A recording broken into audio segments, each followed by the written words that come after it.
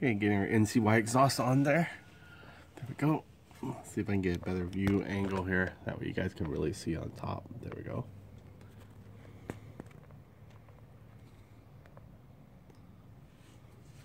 See, there's a little round exhaust too that comes with most cylinder kits, and sometimes they're too small because these big bore kits are a little bit bigger.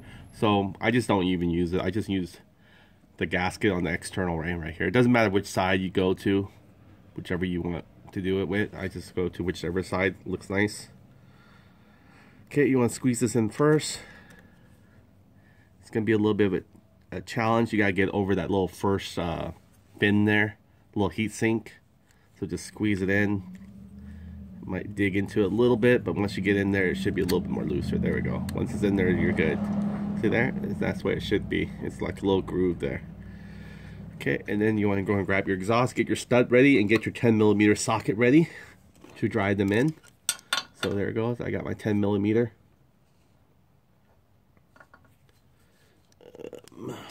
Socket ready here. Or I'm so sorry, 12mm. 12mm socket. There you go. And then you want to go and get your lug nuts ready. M12 lug nuts here with the flange. Okay, now we're going to go and grab our exhaust. Let me go and back this out a little bit, that way you can see the whole thing. Underneath the scooter from the rectifier. Let me go and lighten it up. See if I can. There we go. It's the most light I can get. Okay. I got my exhaust protected here. We're going to just screw it in snugly, and then we're going to adjust our exhaust to where we want it and the mounting. Okay, so if you look at it, I'm putting one knee. Probably can't see my knee, but you can see there I'm turning my knee right here.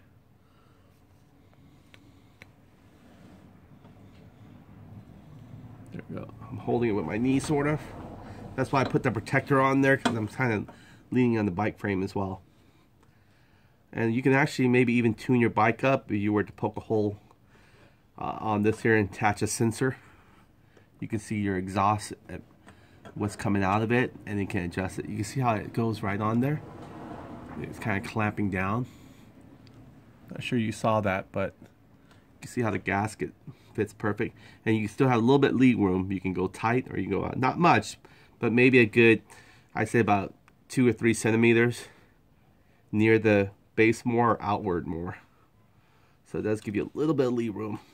Okay, once you get that in place, I would go ahead and screw the farthest one out.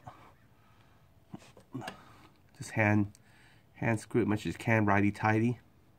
I'm holding the other lug nut in my hand as well. It's not going anywhere. Okay, see, there we go. Prevent it from moving around so much and scraping everywhere. I try to keep the nice chrome piping as well, the exhaust pipe. Not just a muffler, kind of nice and clean from all the dents and bruises. There we go. Okay.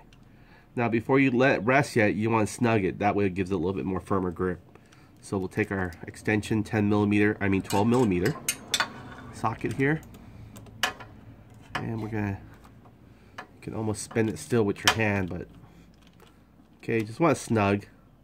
You know, you can feel it start pushing your leg down if you're working on the floor level. I prefer to work on the floor level because I like the cold touch of the cement on my leg because it helps my sciatica pain. Oh, okay. There you go. Not tight yet, so you might want to torque these to no more than about I say about 12 to 15 foot-pounds, just like you did your cylinder stud. They're going to be pretty much maybe around there, closer to 12. Okay, so now you can see it. It's mounted. But the thing about it, see how close it is? It's almost rubbing against the shock. So if you come from behind here, you can see what I mean. Okay, I'm going to pull the covers off. See, I can't even pull the cover off. It's dragging. So what I'm going to do is space it out. I'm going to pull it forward me. There it goes. See, I moved it forward me. Now it's loose. See? So the cover is loose. And I guess it's made that way. And then you can also adjust this too by twisting it. I prefer to have sort of the oval shape. And I want to have the tip of the nose pointed upward a little bit, so when it rains or catches water drifting from straight vertical, you know, you're still ain't gonna stop all water from going in there, but you'll stop the majority that normally would just go in there like this. It will hit this and it'll hopefully, you know, funnel around and go down. Because if you put it the other way, you pretty much just create an easy funnel for water. Most of Yoshimura exhausts, I see that they have a little quart plug when, you know, you're not supposed to ride during the rain, but you still can ride this during the rain, because when the rain comes, this acts like a little tarp or umbrella for it. So if you can see on the back side how it looks perfectly parallel to what we want from the scooter angle. That looks pretty nice and aggressive. Looks like a straight shot. Now we put it too close. If I move it in, see, if I move it in too far like that, it still looks okay. Let's kind of get an idea real quick here how far we can move it in and out. Let me get to the position. Look at it with you. Okay, so that doesn't look too bad. You can see we have a little bit, maybe about an inch where the bolt hits the side of carbon fiber on the swing arm. So see, there you go, that's hitting it right there. I mean, it'll work fine, but we don't want it over time when it vibrates. That bolt right there, that bolt right here, what I'm talking about, right there, it's gonna rub on the carbon fiber, and we don't want that.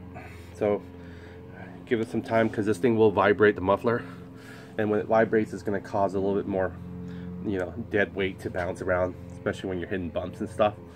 So swing arm, give it a little rest, do not put pressure on it. We're going to figure out a way. We can actually probably even get away with mounting it on the shocks, but that'll be like sort of like interesting interlock, because I don't know how we'll bolt it. You know, we're trying to lock it at the same time and use this as the same bolt. That'll be much difficult. So we'll have to figure out a way. I'm surprised that there's no other second bolt side, but there must be a way. So we'll figure this one out, how we're going to do this. See, it's not in the way of the oil. The oil can be pulled out right here from the side easily. It doesn't interfere. You can reach the oil easily. So it looks like it's very much made for this type of scooter frame. It's beautiful chrome muffler pipe with the muffler itself. Nice gold color plated. Let's see what we can do. I'm gonna go ahead and try to bring in that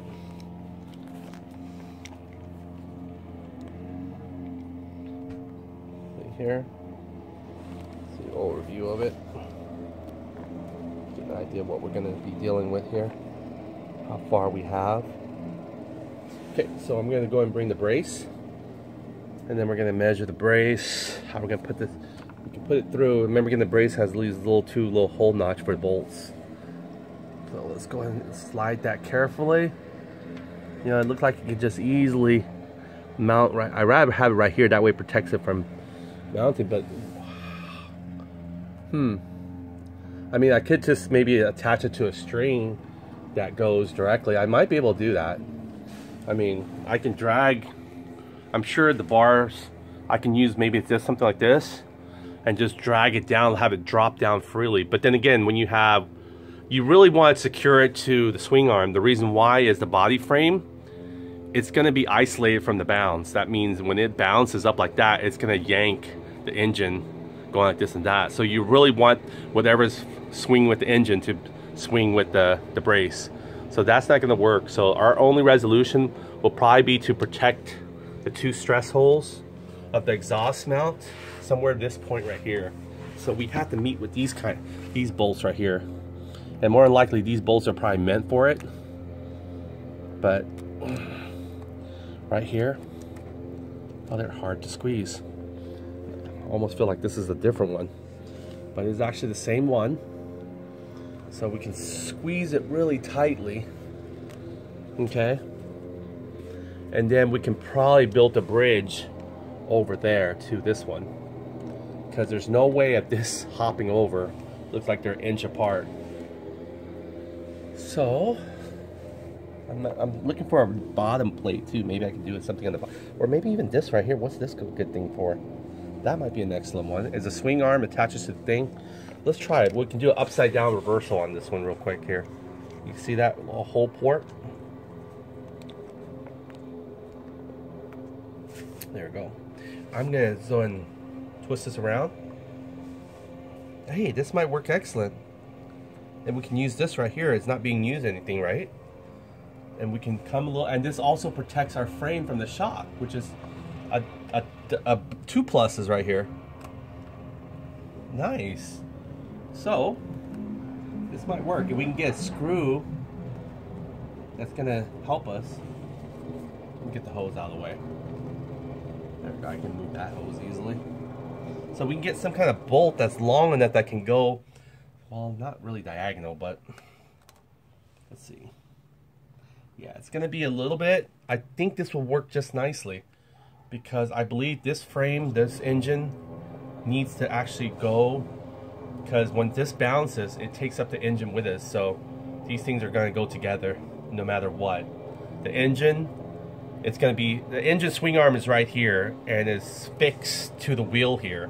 So whatever we fix to the wheel swing arm, its whole engine is going to be coming up like this with it. So that's what we want. We don't want this attached to the body of the frame, because then it can actually crack and split across from the engine, meaning the body can lift up and then the engine can lift down, and now you have a little bit more issue. So we're going to mount it somewhere right here next to the scooter frame.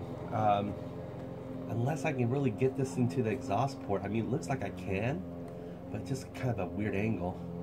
And there's no way I can screw it in there. So let me go and find out what screw side, even if there is a screw side here, I don't even know. If this, yeah, the swing arm, it looks like it can possibly, yeah, it looks like it has threads. So we can figure out the thread size on it, and then we can mount it on here. You can see here. See, it's not aligned. This is a little higher, unfortunately, than the piece of metal here from the swing arm. But that swing arm does have thread though. And I'm thinking it takes a certain kind of bolt to match that. So let me go and look at our bolt stash and see what we can come up with. I mean, I don't think it's these bolts. These bolts look way thicker. But again, it might deceive me. These look like more like M8 threads, and these are like M10 threads. They're way thicker. I mean, I can just eyeball and try it. Doesn't hurt. Okay, so let's go and put that on there. See? It will definitely fit through here. That's no problem. We got that figured out. But going from here, I mean, we don't want it to drag it down. I mean, we can create another plate. Another plate, the one we bought for it. It's going to be a little jump only, which is fine. We're going to create a little jump and then have it help itself mounted here. And then that way it would just be a little smaller bolt. So we can create like some kind of a little jumper. Yeah, we can do that. Has to be right here. I think this would be perfect, because that way you won't have any metal wire exposed here. And this one looks like it's, oh look, it actually can dry down a little bit. Let's see. I can almost bend it, melt it down, but I don't want to bend it where, you know, it's in relation to that. Look at this. I can actually almost flex this muffler a little down. Let me see if I can show you. Watch. See if I can get that whole line. Even if I can get the whole line, but I still have to flex it down. Okay, so I'm gonna push down and see, look. I can push down on it a little bit. It does give me a little leg room to play with, and I can mount it straight. If that's the case, then I just need to make this a little bit bigger. Like, have this thing stretch a little bit further over there. I mean, sorry.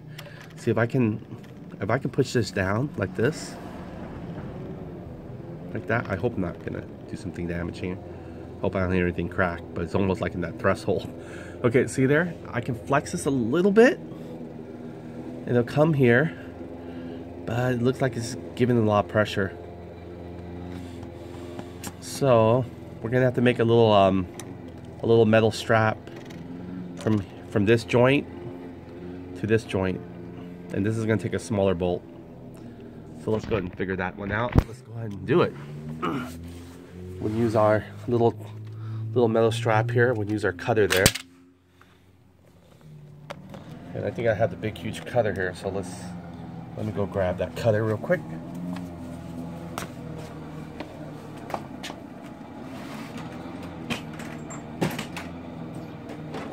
Gotta take that thick wire cutter again. And let me go and find a bolt that might actually fit that. I think it's where I need some washers too. And that bolt actually might be the same bolt as our exhaust one that we can get in. Maybe. Let's see. Figure out and play with it. And it's going to take probably a special socket. If not, we already got the 10mm over there. So I'm thinking of using some of these stuff here and cutting that. So let's find out how that works.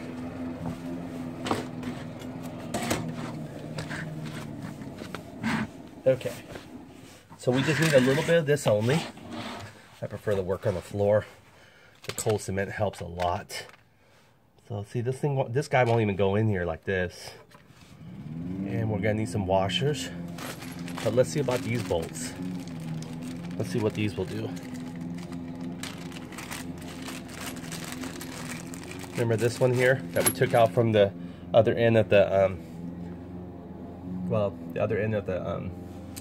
shocks, bottom. Let's see if it actually even fit into that thread. Let's see here. Let me move this out of the way. Careful not to use the sharp end to scrape it. Oh shoot, I'll be damned. Perfect fit. And if you look at it, it also has a little space here too as well, which is perfect. Maybe for gripping this. Look like it's almost meant to be. If that's the case, we could probably slap a washer on this. That way it doesn't push through this, because it probably eat the... And we might not even need this. We might not even need to make a crate extension. But let's see first. I'm trying to eyeball it here. All right. It's coming. All right, let's see. I just hope I don't crack anything. Oh wow, I feel it. It looks like it might be a good chance. Okay, so I'm screwing it in, sort of. Let me try this. I'm not sure how tight I can actually brace it. I think this is just going to grip further and further. Again, this is a special socket, which I don't know what it is. It's more square like, but so far so good. We might actually figure out our own puzzle here. Now as I'm tightening, I'm trying to make sure here, you can watch with me. How is it reacting? See that right there? Hopefully it's not crushing. It's right there. It's hitting the rubber, so I guess a good chance there's not. We definitely don't want to penetrate it. Let's see if it's hitting the metal or the rubber. You can see there. I can see it. It's fallen into the one slot of the rubber. So that means that bolt right there is digging into the rubber, not the metal. I prefer to dig into the metal, but it doesn't seem like I have an option because it's set wherever it wants to set.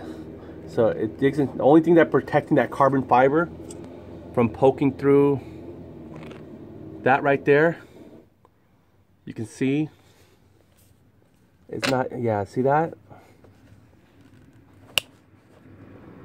It's simply that bolt.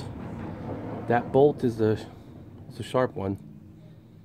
Fortunately, I can't do the other way through it, but then that'll be even worse for gumming this end, right? All right, so let's see what we can do first. We could put something to protect it first and then screw it in. How about that? Let's see, we could put something a little bit more thicker metal lining maybe. We know that this thing right here can fit through, right? And it also has enough holes there that might be able to block penetration of it. So we might need to use this as well. Kind of a double layer in there. I mean, it looks pretty clean as it is right here, just with that one simple and the shiny chrome I kind of like. But when you integrate a different kind of metal gabatize in there, it might look kind of funky. You know, it look like you have an unfinished product or something. I don't know. But this would protect that bolt from going through. If it hits it somewhere here, I feel more comfortable than it hitting just the rubber and the carbon fiber. So let's go and take a shot at that one. And besides, I think this one we can actually move in closer to. So let me do that. Let me go ahead and take this off. We have another one of these, so let me see if this other one's the same size. More than likely is. I don't think it's going to be any smaller or bigger? Let's see. Yes, actually, you know what? This one looks a little bit more bigger, actually. For some reason, it looks like it's squeezing. Well, because I haven't really tried to squeeze this guy in. That's probably the reason why. All right, so let me go ahead and just take this as an example. We'll mold this one right here. We'll mold it from this pattern. So we'll take our mold now from the outside and we'll feed it inside. So I'm gonna mold one hole right there. Look how easy it flexes. Okay, and then I'm gonna go ahead and kind of bend it like a piece of, you know, just never worked with galvanized steel like this before. Okay, almost there. There we go. I think we can cut it here. See how is this cut? It's cut right here. Very sharp edge. Kind of like to make it a little bit more rounder. Okay, so we can probably cut it right here. Right? Tossing this around. Okay, I'm gonna try to cut it right here. And let's see what we can do. Use this big, huge cutter here. Oh. Okay, so I'm not sure you can see it, but face down a little bit so you can see it. Okay, so what I'm gonna do,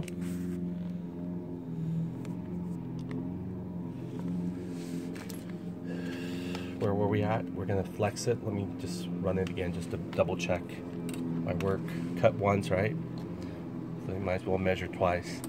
Okay, so we're planning to use this hole here to secure the bolt along with this hole right here. So our cutting point would be right there. Give it the most space as possible. That way, in case it rips, well, you can go half and half, no problem. I'm not even sure you can cut it with this, but I'm gonna try. See how strong this wire cutter is. Oh yeah, this thing is heavy, heavy, heavy. Okay, let me go get the camera, fixate it. Okay, here we go. I'm gonna try cut it again. I didn't cut much actually. Let me try to go for edge one. I might have to just flex it back and forth, huh? I could probably flex it. Maybe that's, I'm sure there's special cutters for this, but we're gonna work with what we have. Oh man. Okay, this feels a little bit more natural. I'm sure over time this will come right off. It's just like your connector tips there. Okay. All right, so we got that here, and I don't want to go underneath because again we want to protect the carbon fiber. So what we're gonna do is we're gonna put it on top, see how it looks really. I mean, we saw it already, but I'm really not that thrilled about it. It looks like a princess crown. You know, not that savvy. I'd rather put it inside and have this come over again. Or we can use this and put it further on top, create a double insulation on it. But I don't know, it might be too cheesy. So let's do this. Let's go ahead and try to, let me see here. Let me go ahead and try to just go ahead and take the rubber boot off and go from underneath. That's what I'll do. I'm gonna take the rubber boot off and go from underneath. Wasn't that hard to put on.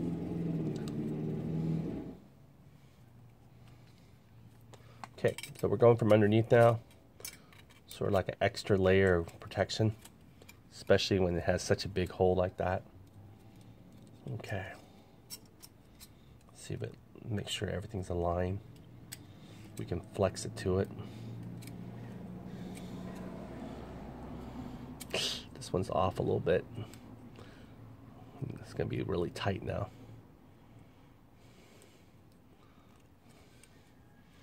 It might be okay. This one's pushing it back in. Yeah, this might be okay, but we want to cut this. This is very sharp. We don't want it. We don't want to be too sharp here. We want to tuck it in like this, nice and clean. So this one needs to be cut off. So we're gonna cut a little bit of this off. Probably easier to flex and cut it off now than wait till it gets in more. Okay, just go back and forth on it. It seems like galvanized steel doesn't seem that strong, but at least it's weatherproof. This is what they use sometimes to make base gaskets, metal gaskets for the cylinders.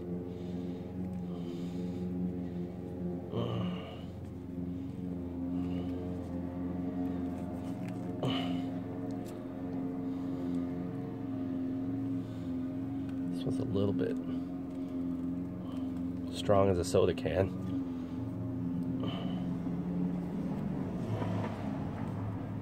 There we go.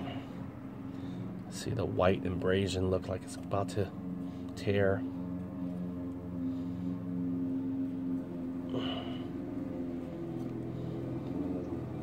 Alright, there we go. There we go, nice and clean. This one we could have done better. In fact, we're going to try to do better. Okay, so I'm going to trim this one as well. Take back what I couldn't do all the first time. Prematurely ripped it, that's why. There we go, much better. Getting a little handle of it. Okay, so we're going to go and put this back in here underneath as like a second brace to prevent. And I'm hoping that that bolt doesn't land on these holes, which if it did, I think it'll still catch the top of it. So, you know, it's an 8mm stud bolt like these. So here, this is exactly the same one. So we'll know right now. So this was the bolt that's behind there, stuck on our side there that might be stabbing in our carbon fiber exhaust. But if you look at it, see, it's not going to definitely penetrate. So this will protect our carbon fiber exhaust. Okay, so we're going to put it underneath as like a back frame support because these things are wide open. And then we're going to go and put the rubber underneath that to come in. So the rubber, pretty much want to start off. First of all, let me go ahead and line these guys here, get them fixated.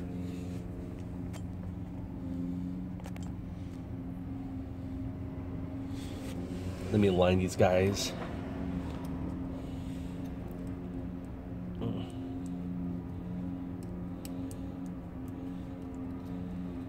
Okay, and then we're going to go ahead and put the rubber where we can find a gap at. Starts from the very end, actually. All right. It's like a little rubber insulator, and just kind of work it. It's not gonna look too shabby underneath that. It looks like part of a design. Better than the other way. It looks like something just threw over. Yeah, it looks pretty neat.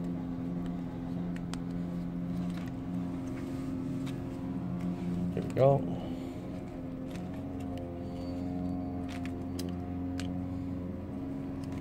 Okay, we're gonna have to take this exhaust back off anyway because we have to put the fan shroud when we're ready to finalize everything and see which one is the best tuning. We're gonna be tuning our CVT NCY carburetor and see. First of all, we gotta take a spin on this. You know what is currently have on there. I think this is 125 again, main jet, or 128, and then for sure a slow jet, aka pilot jet, is 40. So we're gonna try to bump it up to 42 slow pilot jet. And main jet 125. Let's see how that one does. I'm surprised it says it has a 125 already. I don't know.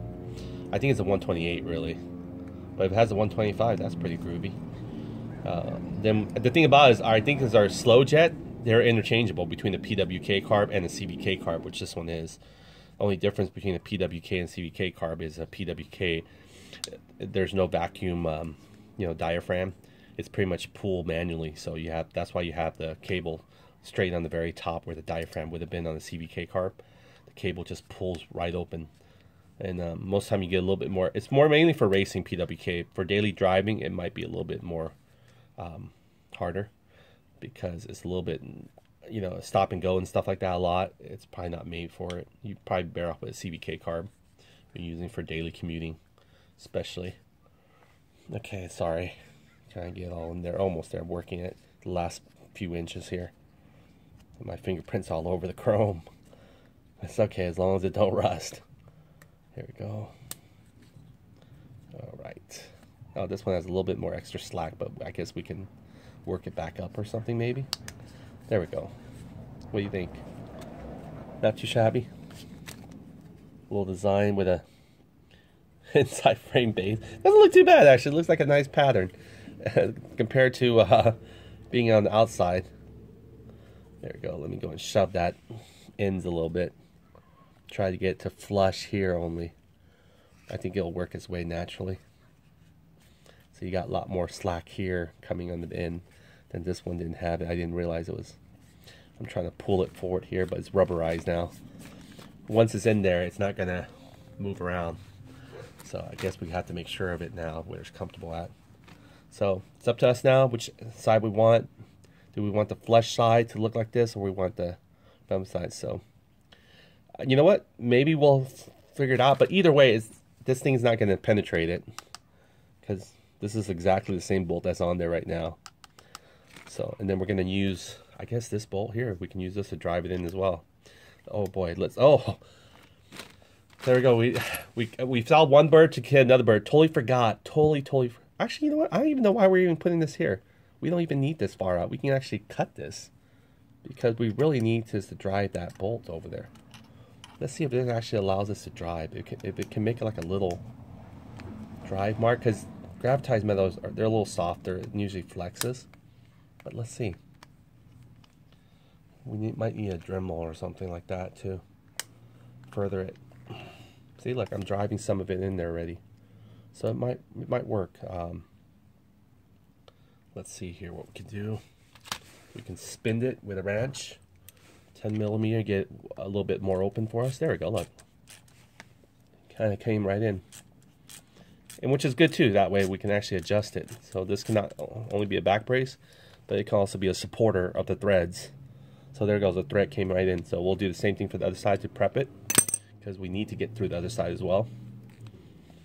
But this bolt is not going to penetrate these holes, because it doesn't have enough you know, diameter to just drive it in. It's too square, you know, it's rectangular or octagon. Okay, so we'll do the same thing with this one. Hopefully don't scratch anything too much. I didn't even think I didn't scratch it, but it looks like I did. Alright, so come on, guy. Now how come this thing is a little bit, this one does it have to come in more for it to recede, or? Okay. So let's see if I can get a plier and pull this one out a little bit more for us. Here, just use this one. Let's see what happens. This one's a good gripper. Trying to pull it outward. I thought we measured it pretty well. This one's already given enough slack array, so this one's going to have to do, or else it's going to have to move or stretch for us. Let's see. So we'll just go ahead and make the groove in it. Okay, take our bolt and drive it in. We want to drive it into that galvanized metal.